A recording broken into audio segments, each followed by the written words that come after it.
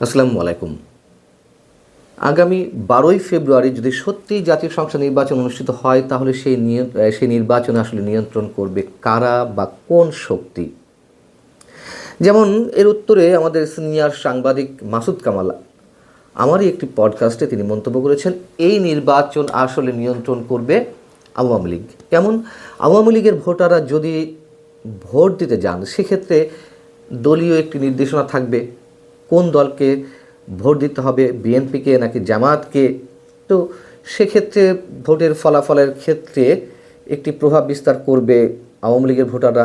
আবার যদি ভোট দিতে না যান, এক অর্থে নির্বাচন বয়কট করেন, সেক্ষেত্রে ভোটের উপস্থিতির হার একটি বড় ফ্যাক্টর হয়ে দাঁড়াবে আন্তর্জাতিক পরিমণ্ডলে, খুব স্বাভাবিক।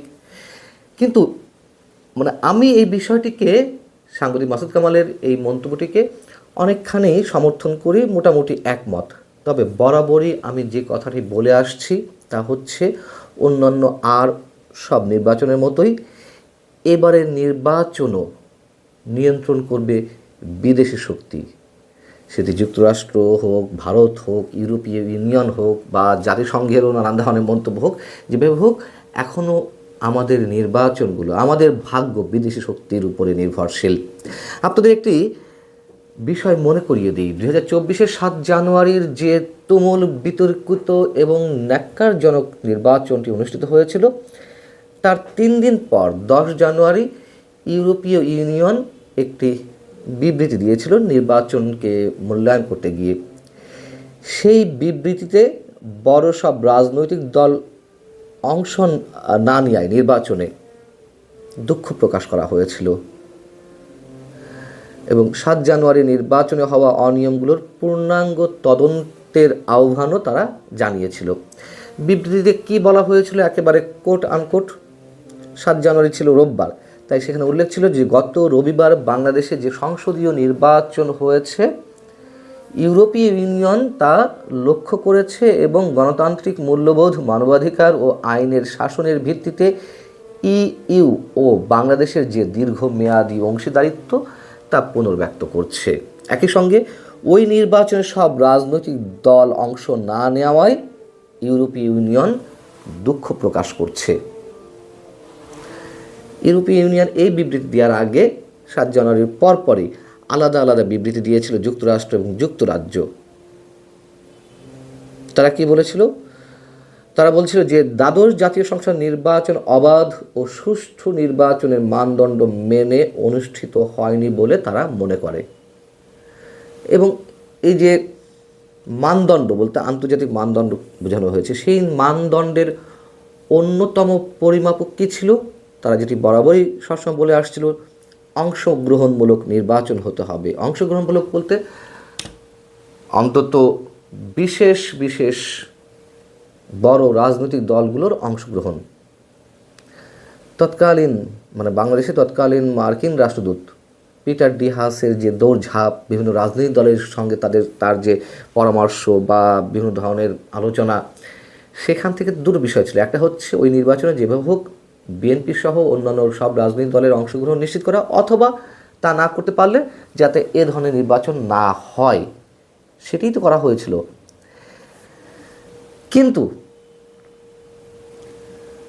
কিন্তু এখন এসে তারা কি বলছে? এখন এসে তারা সম্পূর্ণ ভুল পাল্টে দিয়ে আসছে। জাতিসংঘ থেকে শুরু করে পশ্চিমা রাষ্ট্রগুলো, যুক্তরাষ্ট্র বা ইউরোপীয় ইউনিয়ন, তারা কি বলছে যে আমাদের দৃষ্টিকোণে অন্তর্ভুক্তিমূলক অর্থ হচ্ছে বা অংশগ্রহণমূলক অর্থ হচ্ছে বাংলাদেশের সব সামাজিক দলের অন্তর্ভুক্তি। সামাজিক দল, রাজনৈতিক দল বলছে না। যেমন নারী, ক্ষুদ্র নৃগোষ্ঠী, ধর্মীয় সংখ্যালঘু এবং আঞ্চলিক দল। অংশগ্রহণমূলক বলতে আমরা বুঝিয়েছি বিশ্বাসযোগ্য ভোটারের উপস্থিতি। শেখ হাসিনা যে কথাগুলো বলতেন তিনি যখন প্রধানমন্ত্রী ছিলেন, বিএনপি আসবে না, তাহলে অংশগ্রহণমূলক কীভাবে হয়, সাংবাদিকরা এভাবে প্রশ্ন করেছিলেন। তিনি বলেছেন যে অংশগ্রহণমূলক বলতে আমি তো জনগণের অংশগ্রহণকে বুঝি। যাই হোক, তো এখন এসে পশ্চিমারা যে অন্তর্ভুক্তি এবং অংশগ্রহণমূলক ব্যাখ্যা দিচ্ছে, সেটা কি আগের অবস্থান থেকে সরে এসে নতুন কোনো ব্যাখ্যা? এমন প্রশ্ন করা হয়েছিল ইউরোপীয় ইউনিয়নের পর্যবেক্ষক দলের যে প্রতিনিধিরা এই মুহূর্তে বাংলাদেশে অবস্থান করছেন তাদের কাছে গত রোববার একটি অনুষ্ঠান শেষে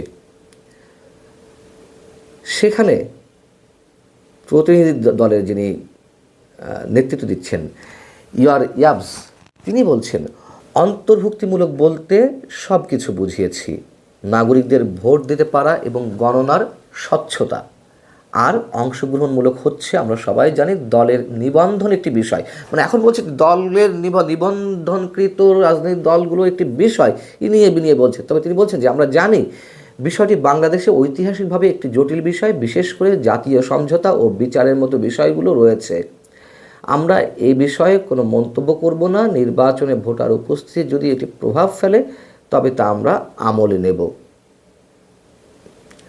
মানে তারা একেবারে সুর চেঞ্জ করে দিল।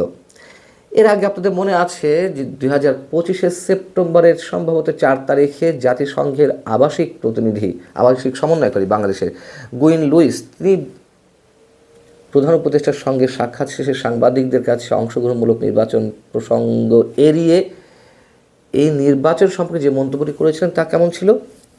তিনি বলছিলেন যে বাংলাদেশে আগামী ফেব্রুয়ারির জাতীয় নির্বাচন দেশের গণতান্ত্রিক উত্তরণের জন্য অত্যন্ত গুরুত্বপূর্ণ।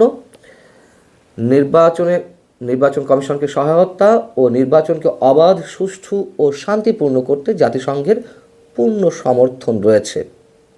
অর্থাৎ এখানে অংশগ্রহণমূলক শব্দটি নেই। পিটার হাস যখন না খেয়ে বিভিন্ন রাজনৈতিক দলের সঙ্গে যোগাযোগ করছিলেন 7 জানুয়ারি নির্বাচনের আগে, তখন থেকেই একটি মন্তব্য আমি করে আসছি, যারা আমার ভিডিও নিয়মিত শোনেন নিশ্চয়ই খেয়াল আছে আপনাদের, বা এখনও বলি, পশ্চিমারা কখনো নিজের খেয়ে বনের মোষ তাড়ায় না। তারা যে অংশগ্রহণমূলক নির্বাচনের কথা বলছিল এটির পেছনে অবশ্যই কোনো কারণ আছে। কারণগুলো তো পরে দেখা গেল তারা আওয়ামী লীগের পতন চায় বা আওয়ামী লীগকে হারাতে চায়। এখন যেমন তারা অংশগ্রহণমূলক নির্বাচনের সংখ্যা পরিবর্তন করেছে, তখন ধরে নিতে হবে এবারও বাংলাদেশের নির্বাচনে তাদের প্রভাব বিস্তার তারা করতে চাইছে, বিশেষ উদ্দেশ্য তাদের রয়েছে। একই কথা বলা যায় অবশ্যই ভারতের ক্ষেত্রেও। এখন কী ধরনের প্রভাব? জামাত সহ এনসিপি তারা এরই মধ্যে ইউরোপীয় ইউনিয়নের প্রতিনিধিদের কাছে, মানে পর্যবেক্ষক দলের প্রতিনিধিদের কাছে বলেছে যে নির্বাচনে লেভেল প্লেইং ফিল্ড নেই, আরও অনেক ধরনের অভিযোগ তাদের কাছে যাবে, তারা পর্যবেক্ষণ করবে এবং নিশ্চয়ই একটা মেকানিজম আছে। নির্বাচন একটি চাই, হয়তো এই মুহূর্তে যুক্তরাষ্ট্র, ভারত সবাই চায়, কিন্তু সেই নির্বাচনের রাষ্ট্রগুলো বা পশ্চিমা শক্তি বা এদিকে ভারত যাই বলে না কেন, তারা তাদের মতো করে পছন্দসই দল যাতে নির্বাচনে জয়ী হতে পারে সে চেষ্টাই করবে, এবং তার নানান ধরনের মেকানিজম, তার নানান ধরনের প্লট অবশ্যই তাদের পরিকল্পনায় রয়েছে। মুদ্রা কথা, এই নির্বাচন আর সুষ্ঠু, নিরপেক্ষ কিংবা অংশগ্রহণমূলক যেটিই বলি না কেন, কোনোটিই হচ্ছে না। যদি কিনা হয়, ভালো থাকুন সবাই। আল্লাহ হাফেজ।